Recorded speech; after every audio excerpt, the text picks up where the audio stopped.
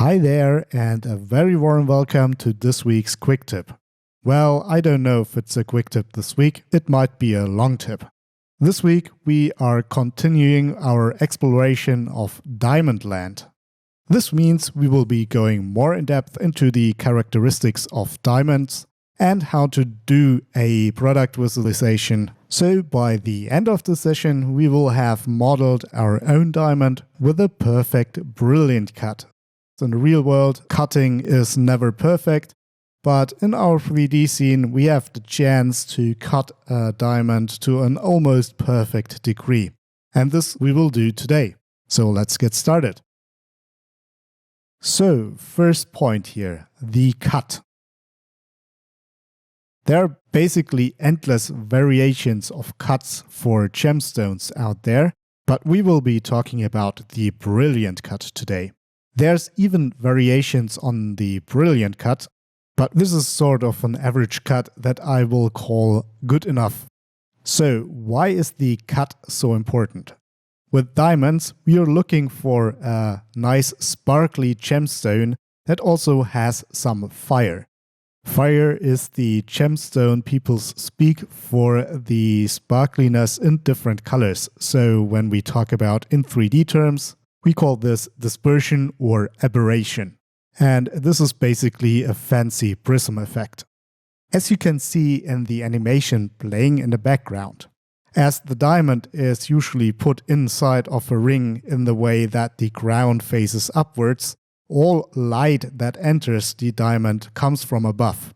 To make this diamond very sparkly, it is important that it is shaped in a way that all the light coming from above inside the stone also leaves the stone through the crown, meaning minor light leakage throughout the bottom part of the diamond. So if there's no energy lost through the bottom, all the energy is leaving through the top again, and this together with the facets that emphasize the dispersion, we are getting a lot of bright and contrasty sparkling going on. And this is exactly what the initial gemstone makers were looking for when they invented this shape. So before we start modeling, let's have a look at our reference right here. Our reference is labeled with 100% at the width of the diamond.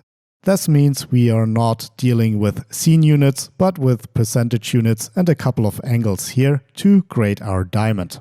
My approach for this model is to create splines where the point match up with the segments of the diamond, and then later on with snapping put polygons on top of those segments, creating our polygon diamond.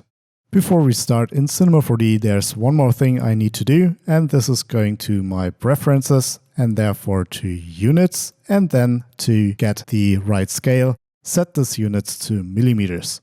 I do this because diamonds are more of the lower scale models, and setting the units to millimeters gives us more precision in the inputs. We won't be modeling our diamond completely to scale, but that doesn't matter since we can scale it smaller later anyways. Alright, so let's start up with the first spline. For all of the construction we will be using n-side splines, so let's create one n-side spline and then go from there. Here we go. Let's lay it on the XZ axis, so it lays down on the world, so to speak. And if you go around the diamond and count the segments, you end up with 16.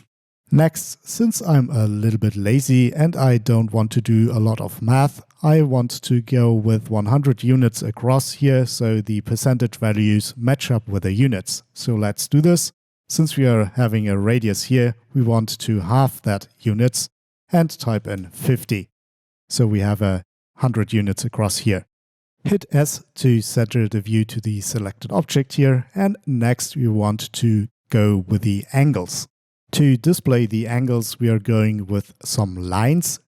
Since Cinema 4D doesn't have any line spline tool, there's a trick here. So you can duplicate the end side and type 2 in the sides, and this will basically create a line. And I didn't know that, and when I was shown that I was mind blown. So let's move that 50 units to the side so it matches our circumference here. And then duplicate that once more for the other angle. and then type in the angles. So for the upper angle, it's 33.9, and for the lower angle, it's 40.75. Here we go. So now if I go to the side view here and also hit S, so what I want to do is extend those lower angle until it reaches the y-axis. So let's do this. And this looks okay. So we could do all the math with trigonometry, but since I mentioned I'm a little bit lazy, we will do that by mixing and matching. Meaning I will wiggle around the position of splines until it looks good and it's good enough. And that's a thing you will hear me say quite a lot in the next couple of minutes. Okay, let me be of a good example here and actually rename our splines to the according names.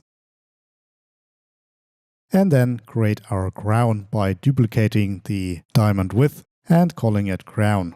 And also moving it up a little bit, but to know where to move, we first need to decide on the radius. And since we are going with 100 units, it's very simple. We just type in 56 divided by 2. And then we mix and match our position. So the right position is where the spline here intersects with the angle spline. Something like that. And here we go. Good enough. Also, if we pop into our 3D view real quick, the top segments of our diamond are 8, so half of the 16. Here we go. So popping back into the side view here, you can see we are now having the basic shape of our diamond. What is missing are now the facets. So let's create those. One by just duplicating the crown here. And what we want to do here is go into perspective once more and shift this around by half a facet. So I already know the angle and it's 22.5. So if we look at that from the top, you can see it's offset by half a facet. And this is what we need. Now for those facets here, there's no value in percent that we can use. But since I modeled this diamond before, I already know the value, and it's 38. And then we have to mix and match again. And I already know that it's matching with a value of 10 in the y-axis. If you want to try this on your own without my values, what you could do is download this image here and put it as a background image for the side view and then model to that. To finish up the construction phase here of the diamond, let's actually bring down the lower face in here. So duplicate the upper face, and I already know the value again, and it's 12. Here we go. Mixing and matching again. Something like this. 33.5. Nice. Okay. Don't forget to rename. And now we are finally at the stage where we can now place our polygons. To get this working, I want to do two things. First of all, I want to create an empty polygon. I go to create mesh, empty polygon.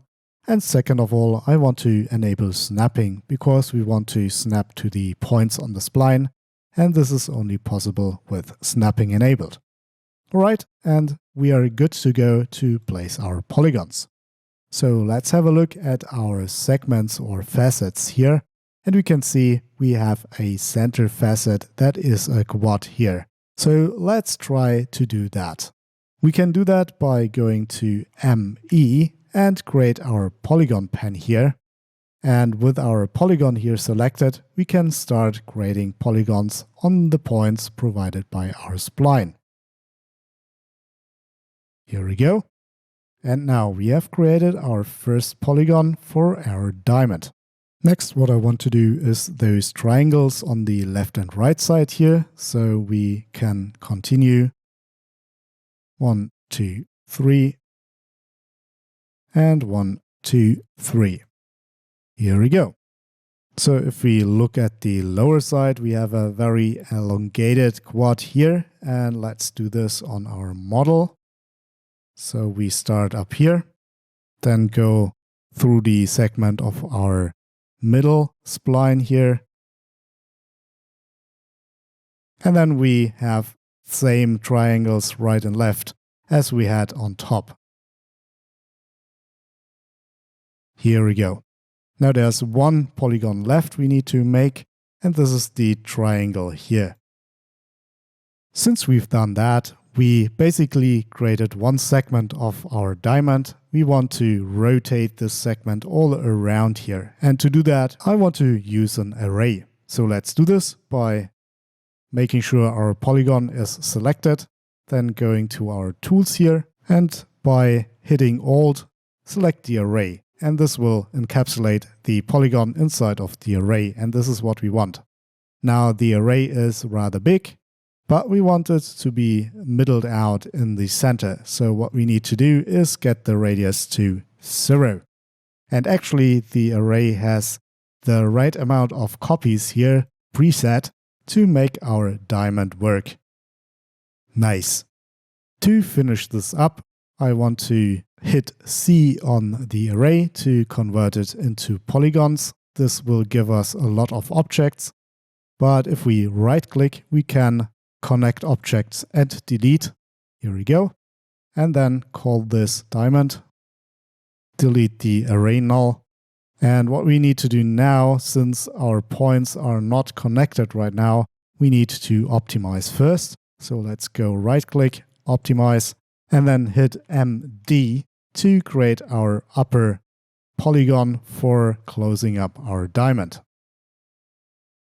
Let's create a couple of finishing touches here. So as you might have seen in our reference here, we have this kind of bezel on the side here. So let's create one of those here too, and go for that to the side view again and select all the polygons on the top. And by hitting Ctrl and moving, you can create a duplicate, so you extruding those upwards. And by also hitting Shift, you can quantize them. So I want to quantize them by 2. Here we go. And if we go back to our 3D view, we have this bezel. Now this bezel is faceted. You can leave it like this, but in my original diamond that I use all the time, I have rounded this out. So let's do this also by boolean that bezel away a little bit. So what I want to do is first want to extend the kind of poly side outwards here a little bit. To do that, I want to go to a ring selection, so hit UL, here we go. And then I want to extrude that out a little bit, so I hit D and extrude it by 0.5 maybe, or let's say 0.7. Next, there is a little bit of mixing and matching again, so I want to go into my side view once more. And what I actually want to do here is move our splines for the angles in a way so they match the new behavior here with our elongated bezel. So let's find those angles and then move them about until they sort of match both sides. Here we go. And this is exactly what I want. So what I want to do here is then match this newly created polygon to reflect our angles. So let's shrink that down. Now you can see those angles are too shallow. We want them to be ending here. So we will scale them up a little bit till they match up with the end here. And then we will move them up a little bit, so 1.1 maybe.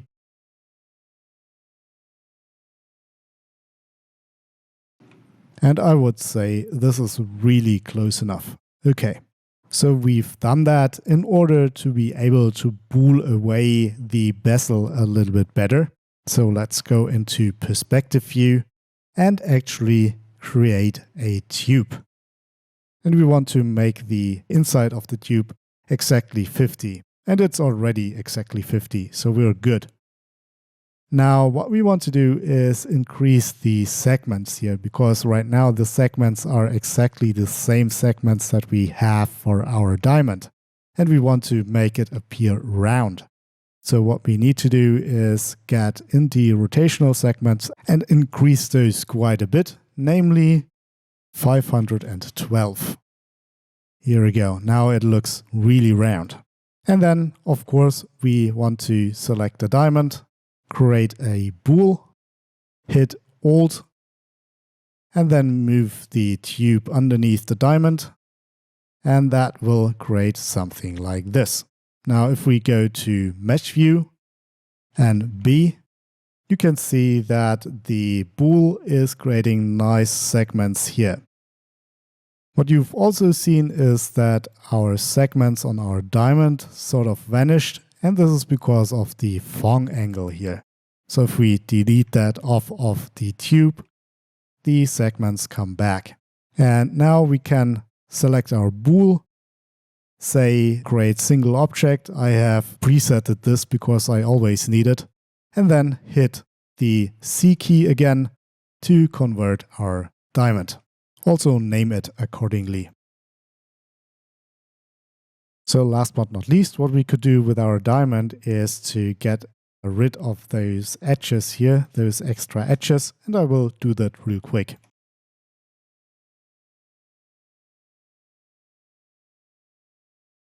So now that we've finished modeling our diamond, there's one question left to answer, and this is: how good is our model? How cut out is this diamond for production use? Pun intended. I of course had the same question when I modeled my first diamond a long time ago. So I did some research back then and I stumbled on something. So this is kind of a proofing tool for diamonds. Basically it's a magnifying glass that you can put your diamonds under, and based on the angle there's different colored lights coming in from the surrounding lighting of your scene.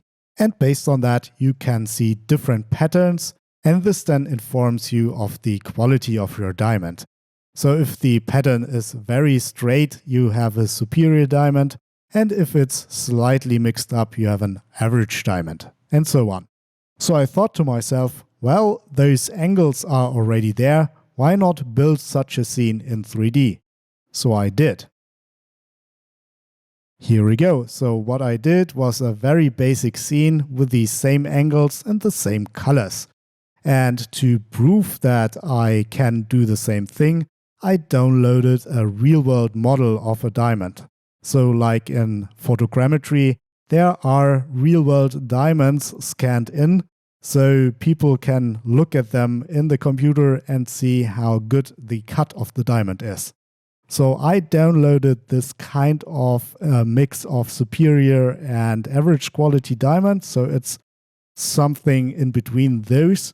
And when we go to the camera here and render, you can see this is correct.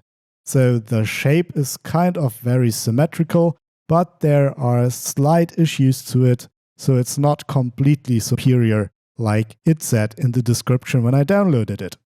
So this was the moment I was kind of sure I had something to prove the quality of my diamonds. So let's do this with our diamond and bring our diamond into this scene here. Now this diamond is a little bit big, so let's scale it smaller. And scaling doesn't matter with diamonds as long as it's proportional. Let's actually go to the side view and make sure our diamond is above the ground, otherwise it won't give us the right results and it would look as if it was not cut correctly. Alright, last but not least, we want to give it our diamond material. So this diamond material is a very simple material. It has no fire, so no chromatic aberration, but it has the right refraction. So the refraction of a normal diamond is 2.417, and I type that in here. Now let's turn off our measured diamond here and go back to our perspective and to our camera. And now let's see what we did here. That looks kind of perfect. So if we compare that to our result here, you can see that our diamond is very closely matching what in the brochure is marked as a superior diamond. So congratulations, you just modeled your own superior diamond. In the next part of this diamond series, we will be talking about the materials of the diamond inside of Octane, how to get the correct IOR, and how to calculate the dispersion value that you need to put in to get the colored reflections that are so nice to look at with diamonds. This was a long video this week again, so hopefully you liked it. Let me know what you think about this serious idea in the comments. And also, I'm always happy to read about ideas and suggestions for future tutorials. To not make this longer, that leaves me with my last words. Thank you very much for staying with me for so long. Thank you for watching and happy modeling. Bye!